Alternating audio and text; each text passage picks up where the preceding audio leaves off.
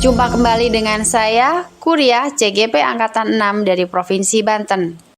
Pada video kali ini saya akan memaparkan demonstrasi kontekstual filosofi Ki Hajar Dewantara untuk memenuhi tugas modul 1.1. Ki Hajar Dewantara membedakan kata pendidikan dan pengajaran dalam memahami arti dan tujuan pendidikan.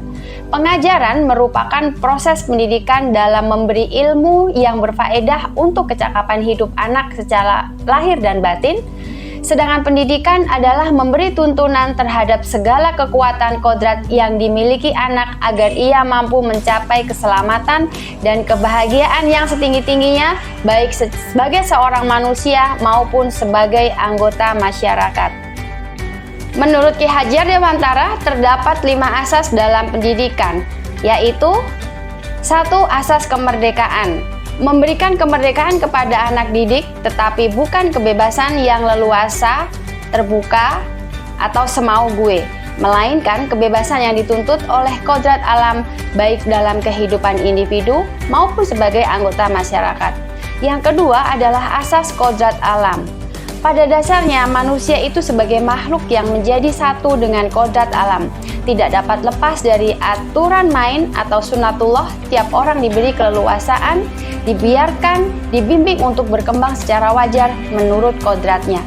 Yang ketiga adalah asas kebudayaan. Berakar dari kebudayaan bangsa, namun mengikuti kebudayaan luar yang telah maju sesuai dengan zaman. Kemajuan dunia terus diikuti, namun kebudayaan sendiri tetap menjadi acuan utama sebagai jati diri. Yang keempat adalah asas kebangsaan. Membina kesatuan kebangsaan, perasaan satu dalam suka dan duka, perjuangan bangsa dengan tetap menghargai bangsa lain, menciptakan keserasian dengan bangsa lain. Kelima, asas kemanusiaan. Mendidik anak menjadi manusia yang manusiawi sesuai dengan kodratnya sebagai makhluk Tuhan. Ki Hajar Dewantara menjelaskan bahwa tujuan pendidikan yaitu menuntun segala kodrat yang ada pada anak-anak agar mereka dapat mencapai keselamatan dan kebahagiaan yang setinggi-tingginya, baik sebagai manusia maupun sebagai anggota masyarakat. Oleh karena itu, pendidik itu hanya dapat menuntun tumbuh atau hidupnya kekuatan kodrat yang ada pada anak-anak agar dapat memperbaiki lakunya hidup dan tumbuhnya kekuatan kodrat anak. Dalam menuntun laku dan pertumbuhan kodrat anak, Ki Hajar Dewantara mengibaratkan peran pendidik seperti seorang petani dan sekolah sebagai ladangnya. Sedangkan anak-anak diibaratkan bibit yang sudah mempunyai minat dan bakatnya masing-masing. Tidak bisa dipaksakan untuk menjadi apa yang diinginkan oleh guru atau orang tua untuk tujuan tertentu. Intisari dari pendidikan Ki Hajar Dewantara adalah perubahan.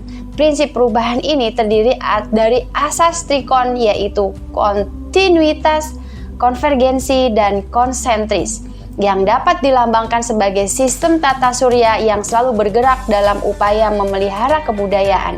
Anak-anak kita harus bergerak sesuai kodrat alam dan kodrat zaman dan tetap bersungguh pada nilai-nilai kemanusiaan.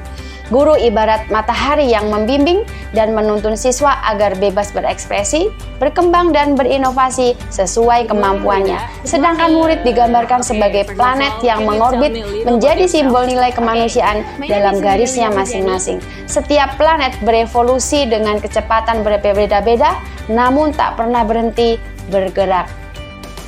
Untuk mengimplementasikan filosofi Ki Hajar Dewantara di kelas, guru harus mengupayakan proses pembelajaran yang menyenangkan dengan bermain sambil belajar, menanamkan nilai-nilai agama dan budi pekerti, memberikan kebebasan pada anak untuk berkreasi dan berinovasi, menciptakan pembelajaran yang berpusat pada anak, dan guru mampu membangun kolaborasi yang baik dengan seluruh warga sekolah dan juga orang tua. Sehingga pada akhirnya diharapkan terbentuk perwujudan pelajar Indonesia sebagai belajar sepanjang hayat yang memiliki kompetensi global dan berperilaku sesuai dengan nilai-nilai Pancasila dengan 6 ciri utama yang meliputi: pertama, beriman bertakwa kepada Tuhan Yang Maha Esa; kedua, berakhlak mulia; tiga, berkebinekaan global; yang keempat, bergotong royong; 5. Mandiri; dan yang keenam, bernalar kritis. Demikian paparan saya tentang demonstrasi kontekstual filosofi Ki Hajar Dewantara. Semoga bermanfaat dan atas perhatiannya saya ucapkan terima kasih. Wassalamualaikum warahmatullahi wabarakatuh.